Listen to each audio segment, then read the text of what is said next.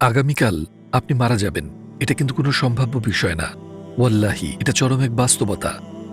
১ জানুয়ারি ২০২৬ সকাল ৯টা কিংবা ১০টার দিকে আপনি শেষবারের মতো শ্বাস নেবেন আর আপনার রুহ তুলে নেওয়া হবে। সবাই আপনার জন্য কাঁদছে আপনাকে নিয়ে। সময় তখন প্রায় দুপুর ২টা বাজে। আপনাকে গোসল করানো হচ্ছে, আপনার জানাজার নামাজ পড়া হয়ে গেছে, বন্ধু আত্মীয়রা আপনাকে কাঁধে তুলে নিয়ে গেছে, তারপর তারা আপনাকে কবর দিল। এরপর সবাই যার যার ঘরে চলে গেল। এখন আপনার ঘর নীরব, আপনার পরিবার বসে আছে। মানুষ ফোন করে বলছে আল্লাহ যেন তার উপর রহম করেন। তারপর সেটাও থেমে যায়।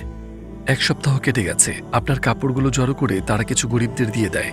আপনার সম্পদ, আপনার উত্তরাধিকার সবকিছু শেষবারের মতো ভাগ হয়ে যায়। পুরো ১ বছর কেটে গেছে। আপনার সোশ্যাল মিডিয়া অ্যাকাউন্টগুলো কিছুদিনের মধ্যে ডিলিট হয়ে গেছে। কিছু কথাবার্তায় মানুষ বলে আল্লাহ যেন তার রূহ শান্তিতে রাখেন।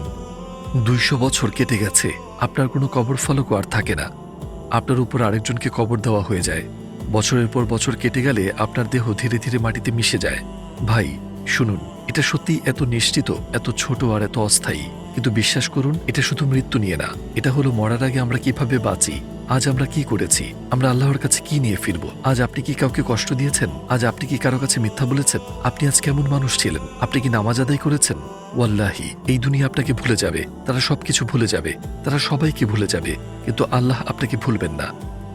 আপনি এখনো বেঁচে আছেন, আপনার এখনো সময় আছে। আপনার প্রতিপালকের কাছে ফিরে আসুন যখন এখনো সুযোগ আছে ক্ষমা চাওয়ার। ক্ষমা চেয়ে নিন, অন্যদের ক্ষমা করুন, মৃত্যুর জন্য প্রস্তুত হন।